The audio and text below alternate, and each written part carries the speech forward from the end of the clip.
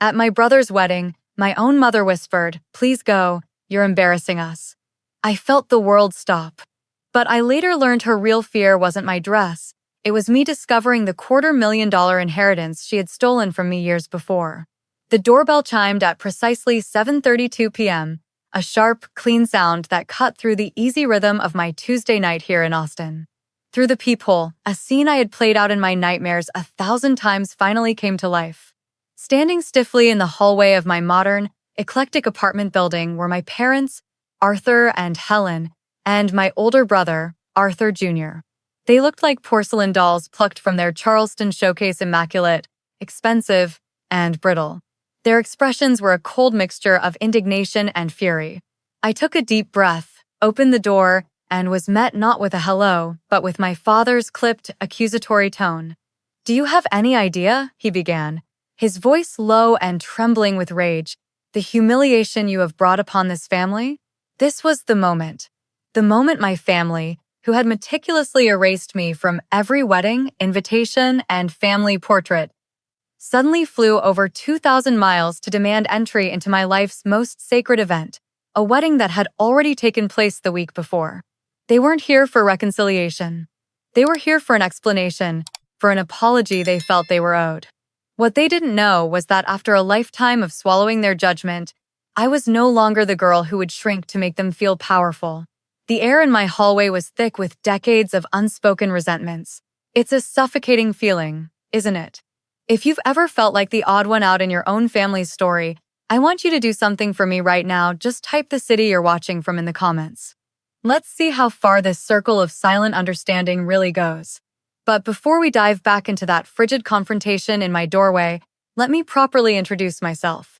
My name is Constance, but my friends, my real family, call me Connie. The story of how I got from being the Montgomery family's greatest disappointment to standing on my own 2 feet in this beautiful Austin loft is, well, it's a long one. It's a story about breaking free from the suffocating expectations of the Old South, about being told you're too much, until you finally realize they were never enough. This isn't just another one of those dramatic family revenge stories you hear about.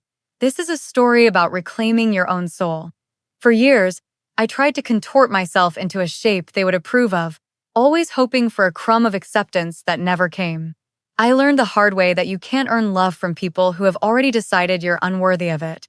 And so, I decided to build a life so full of color and success that their black and white world couldn't even cast a shadow on it. Every family has a cast of characters, right? A script everyone is supposed to follow. For years, I was cast as the disappointment. It's an exhausting role to play. Let me know, what role did you play in your family? Type fixer if you were always the one trying to keep the peace.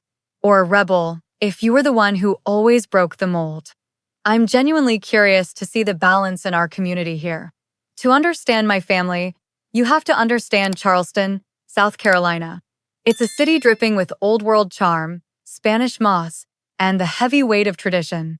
The Montgomery name carried significant influence there, built on generations of lawyers, bankers, and socialites. Our family home, a grand historic house south of Broad Street, wasn't just a place to live. It was a museum of our legacy, a testament to our estimated $50 million net worth. My father, Arthur Montgomery Sr., was the patriarch in every sense of the word. A powerful attorney, he moved through the world with an unshakable belief that appearances weren't just everything, they were the only thing. My mother, Helen, was the perfect Southern belle turned matriarch.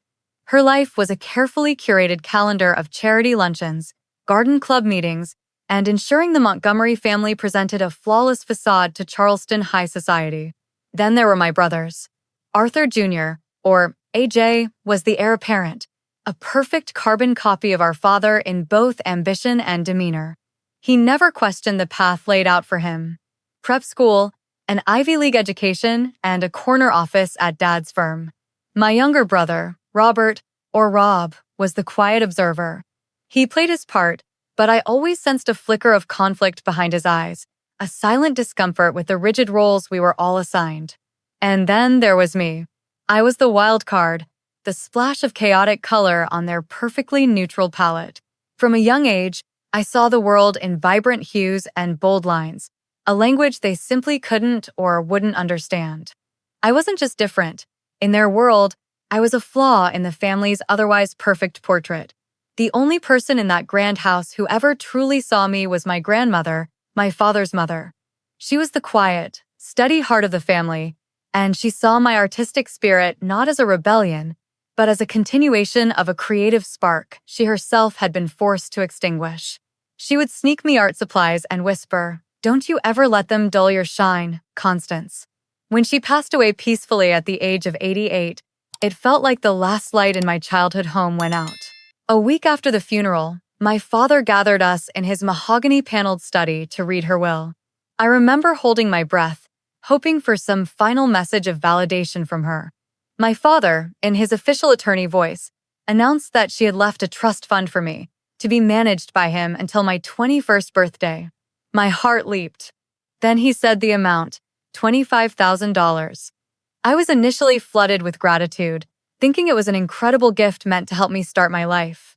But even then, something felt off. I saw the quick, almost imperceptible glance my parents exchanged. "Your grandmother wanted you to have a good, solid start," my father said, clearing his throat. "Perhaps in a sensible business program at the College of Charleston." At the time, I had no reason to doubt him. You trust your family, right? You believe they have your best interests at heart. But some lies are so profound, they don't just break your trust, they rewrite your entire past. It's a chilling realization, and I want to know if I'm alone in this. Have you ever been betrayed by someone you were supposed to trust unconditionally? You don't need to share the story, just type a simple "I understand" in the comments below. Your quiet support means the world. That lie about the money hovered over my next 4 years. My parents held that $25,000 over my head like a weapon, a constant reminder of their generosity and my obligation to make a sensible choice. I enrolled in a local business program, just as they wanted, and felt my soul shriveling with every lecture on marketing and finance. My escape came in the form of a brochure I found in the university library for a graphic design program in Austin, Texas. It was like seeing color for the first time after a lifetime of gray. Austin felt like another planet, a vibrant, weird, creative world where I might actually belong. I spent weeks building a portfolio in secret, pouring every ounce of my suppressed creativity into it. The night I received my acceptance letter, I knew I had a choice to make. At dinner, I announced my decision to transfer. The silence was immediate and icy. My father slowly put down his fork. "You will not," he said, his voice dangerously calm, "waste your grandmother's legacy on a fantasy. That money is for a real degree. If you choose to pursue this childish whim in Texas, you will do so entirely on your own. You will be cut off." I think he expected me to crumble. But looking at his cold, controlling face, I felt something shift inside me. For the first time, I wasn't scared. I was free. I looked at that $25,000 not as a leash, but as my one and only escape hatch. 2 weeks later, I packed everything I owned into my beat-up sedan and drove west, not knowing a single soul in Austin, fueled only by the terrifying, exhilarating promise of a life that was finally my own. The freedom I felt on that 1,600-mile drive was quickly met with the harsh reality of being truly alone. My first year in Austin was a blur of ramen noodles, late-night study sessions, and the constant, gnawing fear of failure. I worked 2 jobs waiting tables at a diner on South Congress and bartending at a loud, sticky-floored music venue downtown, all while carrying a full-course load. There were nights I was so exhausted I'd fall asleep on my textbooks, wondering if my father had been right all along. But every time I walked into that design studio on campus, every time I lost myself in the beautiful logic of typography and color theory, I knew I was exactly where I was meant to be. It was in a darkroom, developing film for a photography elective, that I met Shirley. A fiery, unapologetic photographer with a laugh that could fill a stadium, she became the first member of my chosen family. She was the one who, after seeing my portfolio, convinced me to start freelancing. My first clients were local bands who paid me in beer and $50 bills. But my work, so different from the clean, corporate aesthetic, started getting noticed. After graduation, I took the biggest leap of my life and used my savings to officially launch my own design studio out of my tiny apartment. Fast forward 8 years. The little studio I started with nothing but sheer grit and a second-hand iMac became a recognized name in the Austin tech and art scene, with a client roster I was fiercely proud of. By the time I turned 30, my business was valued at over $5 million, a life built from scratch, a world away from Charleston. For nearly a decade, my contact with my family was limited to sterile holiday cards and the occasional stilted phone call. They couldn't ignore my success. I'd been featured in a few design magazines, and news travels fast in a small town like Charleston, but they didn't know how to place it within their narrative. I was a problem they couldn't solve. Then, one Tuesday afternoon, my phone rang with a number I hadn't seen in years.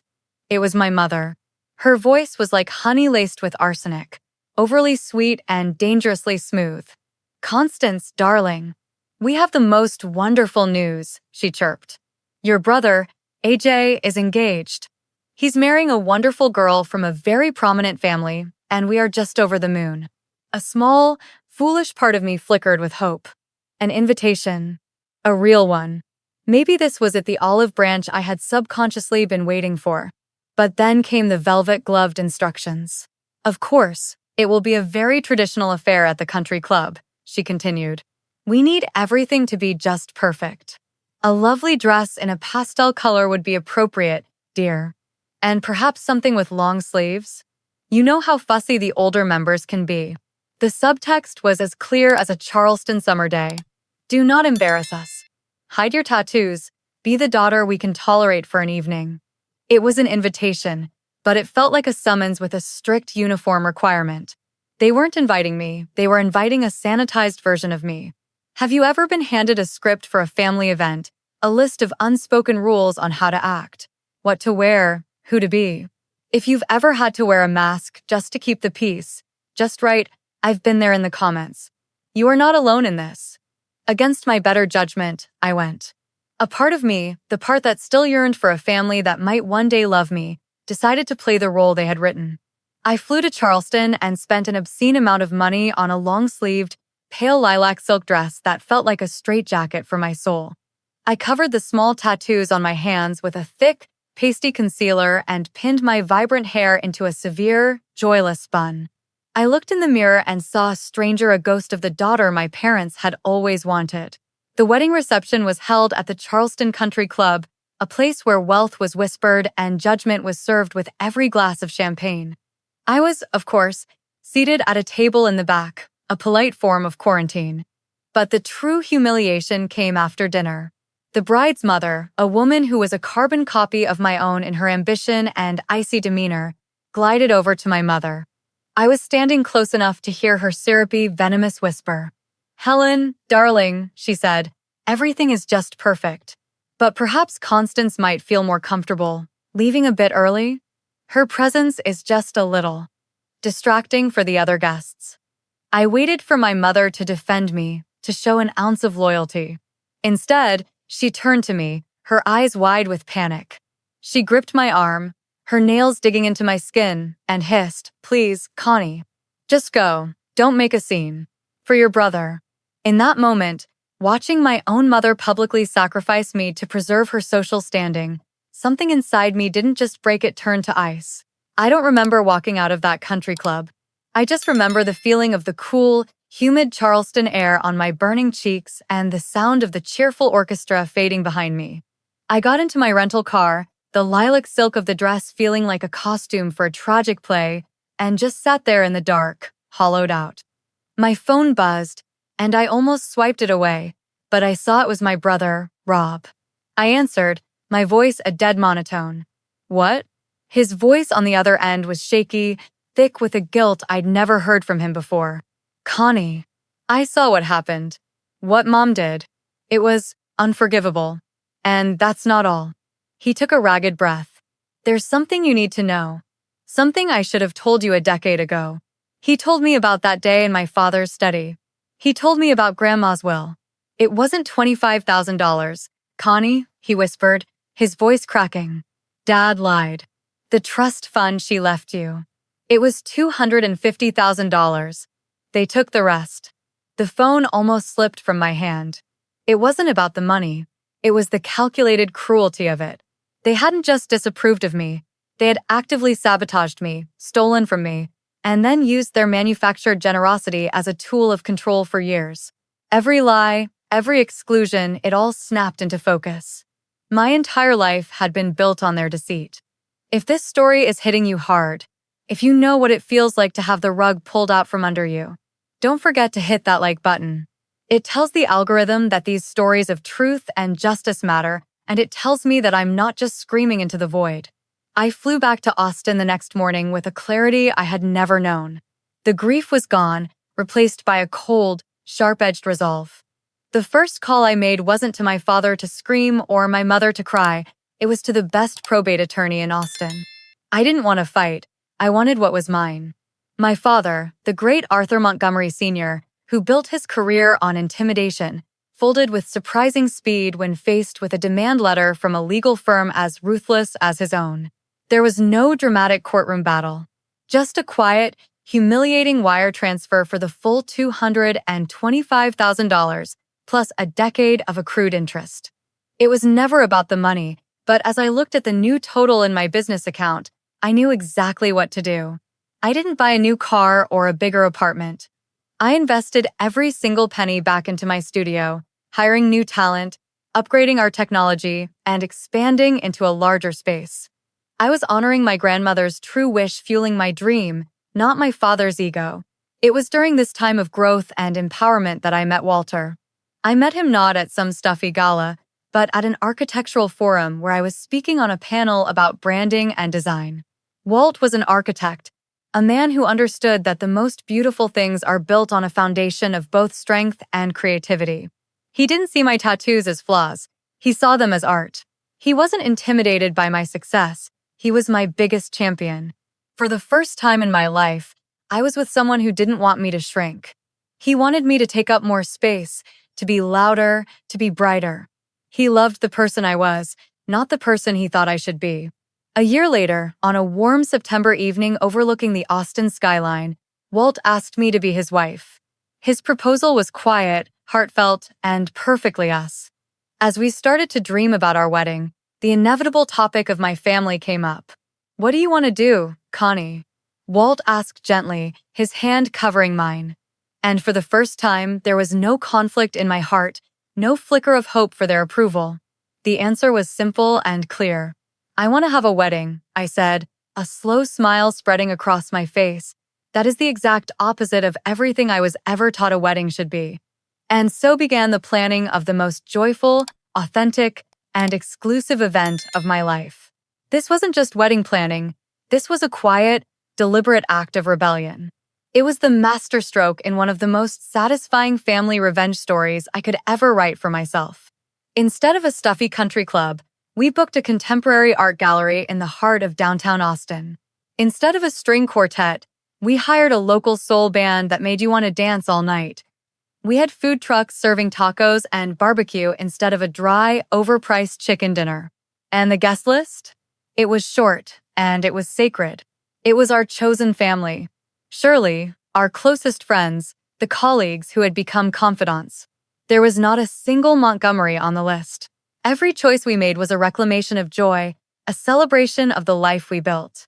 Tell me about a time you made a decision that was purely for you, against all expectations. What did you choose? Let's celebrate those moments of courage together in the comments. Our wedding day was everything I had ever dreamed of, precisely because it was nothing like the weddings I had grown up around. There was no pretense, no performance, only pure, unadulterated joy. I walked down the aisle in a custom-designed dress that showcased the art on my skin, not hid it. Walt and I read vows we had written ourselves, promising to champion each other's strangest, most wonderful qualities. We looked out at the 60 faces of our chosen family, people who had seen us at our worst and celebrated us at our best, and I felt a profound sense of peace that had been absent my entire life. We danced, we laughed, and we celebrated a love that was built on acceptance, not obligation. It was perfect. A week after we returned from our honeymoon, I sat down at my desk in my sun-drenched studio.